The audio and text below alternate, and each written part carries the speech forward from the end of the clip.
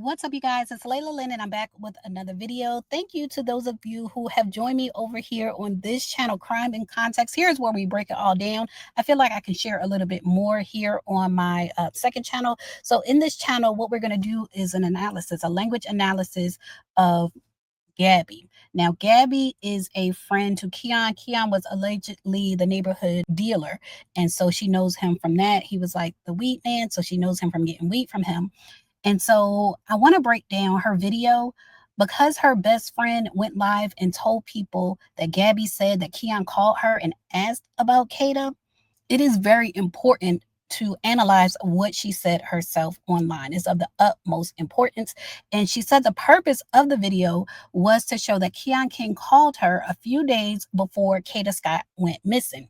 And when I tell you, she showed every other screenshot than Keon King calling her. She never showed a screenshot of Keon King calling her. She showed her calling him. She showed her talking back and forth with her best friend, cussing each other out. And she showed a conversation with her mother, but she never showed her conversation with Keon King, him calling her. And so I feel like that's important because that tells us she is deceptive. Now, this is all my opinion. This is all my opinion. And I am the type of person to where the reason I can tell when people are being deceptive is because people use patterns in the way they talk, and I can recognize patterns. And I can recognize whenever she talks about Keon calling her, she uses the filler phrase, you know. When she's talking about anything else, she's not really using that phrase until she talks about Keon calling her, which I think is deceptive. I don't think he called her. I think she called him, which is what she showed by accident. She also uses that phrase when she says she doesn't care about losing her best friend. And she also uses that phrase when she says that she's not a cop caller. So I think those three topics are where she is being deceptive. So let's just watch the video. And I want y'all to notice when she's using that phrase, you know, and when she's not. And like I said, it's my opinion that she's actually using notes, that she's reading notes throughout this entire video. I think that's why she's not live. She is using her notes. Hi, my name is Gabby, and I'm going to be discussing some of the misinformations that are going around in the internet regarding me and the Kada Scott situation. So, if you are unaware, Kada Scott is a girl that went missing in Philadelphia on October 4th. So, I did know Keon. He was my friend. I met him about 4 or 5 years ago, and he was also the local pharmacist. Now, me and my best friend, we were also mutual friends with Keon. He was our pharmacist. So one day Keon calls me, and keep in mind, I am in school, I am in Maryland, and he will usually just call me, just to check up and talk. So he calls me and he asks me if I know Kada. So you heard the first, you know, and that's when she says that Keon called her. So keep that in mind because she never actually proves that Keon called her. I'm like, yeah, like I know Kada. And he's like, oh yeah, I noticed that she lives really close to you. I'm like, yeah, like she lived right in the back of me. And I'm not thinking nothing of it because he usually calls me and, we just be chatting. There it is again. You know, we just be chatting. I don't think he calls her just to chat. I think their conversation was about something different, and I think she called him. He'll call me about like, the people that be around because he is the pharmacist. I live in the neighborhood and he be in my neighborhood. So we hang up the phone and that was that. We were only on the phone for 29 seconds. So you can see that this is the day that he called me and this was before Kada went missing. And so you can see if you've ever been on TikTok, first of all, you know that you can put the sticker, like if you're replying to a comment, which she's doing. She's replying to someone's comment, but she's putting the sticker over the date.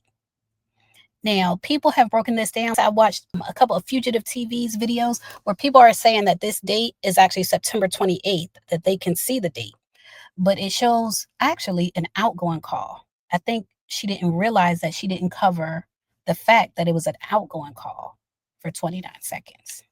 We were only on the phone for 29 seconds. Also, I know that his name says Elliot in my phone. That's just what we call him. So a couple of days after that, my best friend calls me and, we're just talking about life. And I mentioned to her how Keon brought up Kada to me. I'm not thinking nothing of it. I'm like, oh yeah, like he was probably trying to flirt with her. He's probably trying to get at her. Mind you, me and my best friend. Now let me play that again where she says, Keon brought up Kada to me. I don't think he brought up Kada.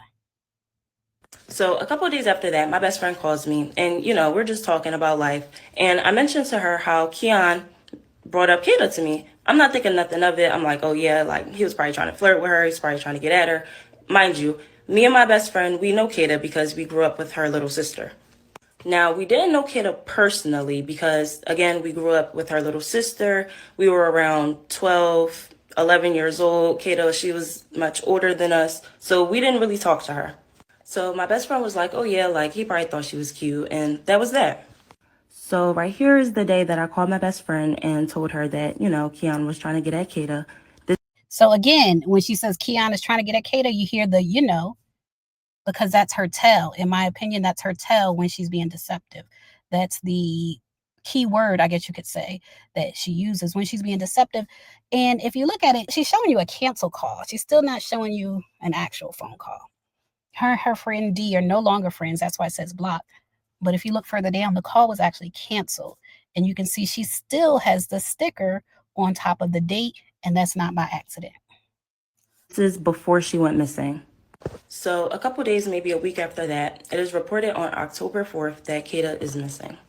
So keep in mind, I am in Maryland, so I'm not really into all the Philadelphia news that be going on. So I'm not knowing that Kada is missing until my best friend sends me a text and says that Kada is missing. So this is the day that my best friend tells me that Kada is missing on October 9th.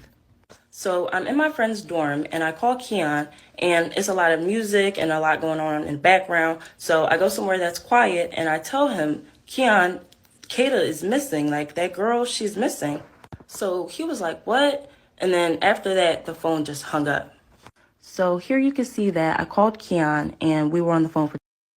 So you do see that. You still don't see the date because, again, she purposely put the sticker there with the comment. This part you don't hear her saying, and I think when it comes to the actual unaliving, I don't think she knows that much information about that. Like this part where she's talking about calling him and being surprised and things like that, you don't hear her saying, you know, you know. 2 minutes. So you have to keep in mind, this was my friend, okay? I did not think that he could be capable of anything like this. In my head, I'm just thinking, there's no way in the world he could have did something like this. There's no way in the world. So then a couple of days after that, my mom sends me a screenshot of Keon turning himself in for the kidnapping of Kada. So this is my mom sending me the article, and she was distraught to say the least. And I know she said that he was a So random person. y'all notice when she talks about Kada being unalive and her conversation with her mother, she's not using that phrase. She's not using filler words. She seems more relaxed, like she's telling the truth during these parts. I don't think she knew what was going to happen. That's just my opinion. But I still think she is hiding what the conversation was between her and Keon. But she says this about all my friends. So me and my best friend, we get on the phone and we're talking about the situation. We're just saying how this is just crazy. This is the call of me and her talking about it. Now, this is all happening around the time that I'm taking my midterms. So I'm really just trying to keep my head on the books. And I wasn't really trying to let this stress me out. So I kind of just let it go. He turned himself in. It's not really much to say or do anymore. So a couple days after that, me and my best friend get on the phone and we're basically just, talking about the kid situation. And she says that she thinks that I should call the cops. So she was basically saying that she thinks that I should call the cops and tell them that Keon was, asking about Kada. Now, There it is again. There it is again. Whenever she says that Keon called her and asked about Kada, she says, So I feel like she is lying about that part. And again, she showed y'all outgoing calls. She never showed y'all an incoming call. So y'all can put two and two together in the comments. the time in my head, I'm thinking that there was no reason to call the cops. He already turned himself in, and I felt like it would be kind of a waste of time to tell them that the guy that they already have in custody, called me and was asking about the girl. So y'all hear it again. Every time that she says Keon called her, she says, And me personally, I'm not a cop caller. Like I don't call the cops. That's just the way that I grew up. That's what I was around. They will always tell me, you don't call the cops. So I just felt like, the information that I had and the fact that, I'm just not really a cop caller, it wouldn't make sense for me to call the cops. So you can see again where she's using these filler words, around her not being a cop caller and things like that. I think she's being deceptive there as well. It's not that she's not a cop caller, in my opinion. It's something else that she may be hiding. So then my best friend tells me, well, if you won't call the cops and tell them, then I will. And then she basically tells me that she doesn't want to be friends with me anymore because I won't call the cops. And I told her, that's completely fine. I just don't want any involvement. So then we hung up the phone, and then I believe she called me again with the police on the other line.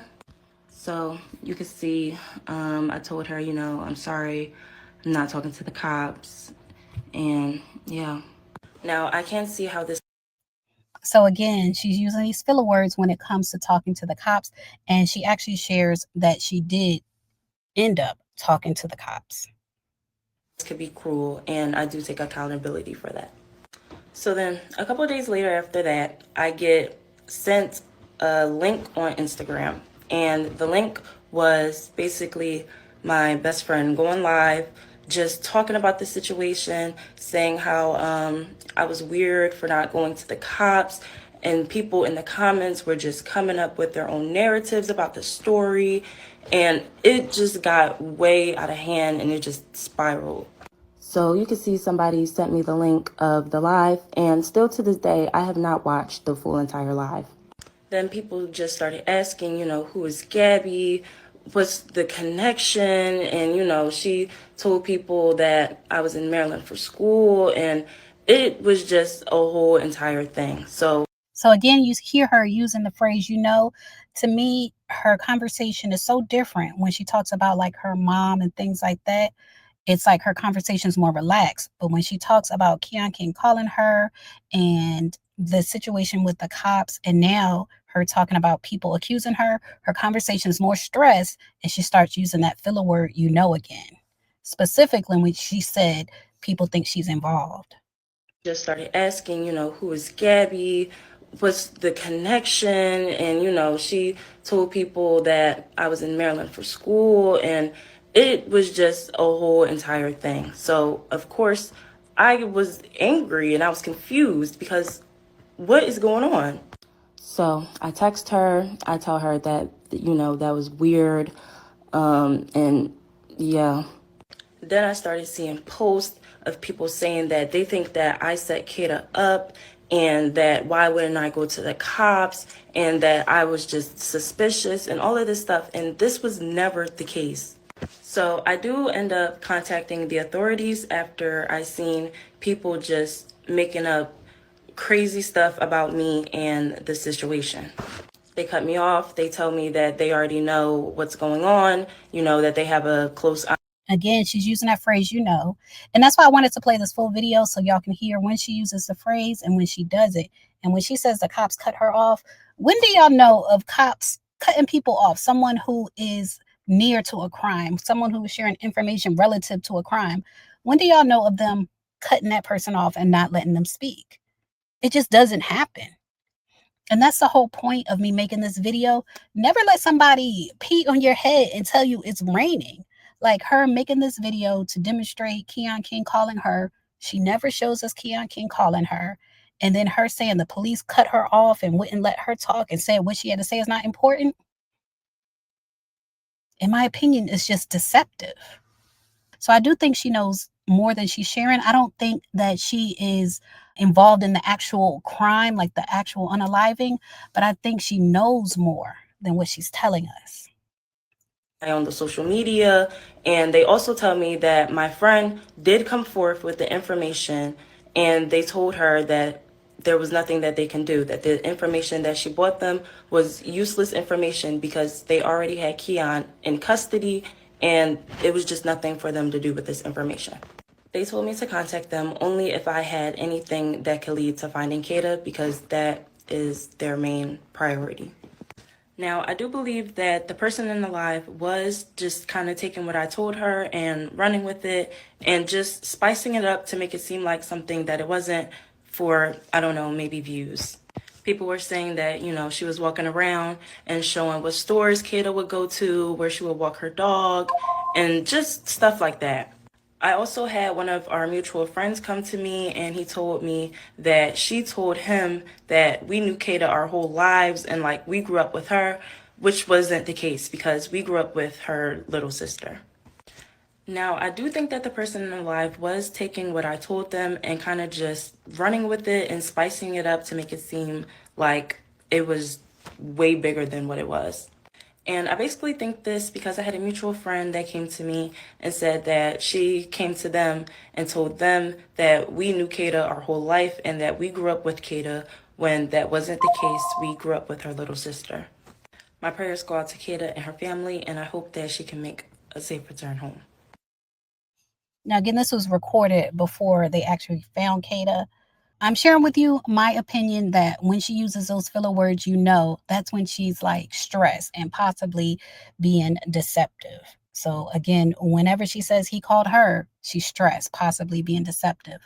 When she says she didn't care about losing her friend, stress, possibly being deceptive. When she says she's not a cop caller, stress, possibly being deceptive. When she said the cops didn't care about her information, stress, possibly being deceptive. And also when she talks about her best friend walking around and showing people where Kata lived, she also used the phrase, then. And I think it's because she lives near Kata. So that would stress me out too if someone's walking around like my street, and possibly show my house. So I think that's why we also hear the filler phrase there too. You guys leave a comment. Let me know what you think. My overall opinion, again, is not that this girl was involved. It's that she is hiding something, in my opinion. I think she knows more than she's telling. Y'all leave a comment, share your thoughts. As always, thanks for watching.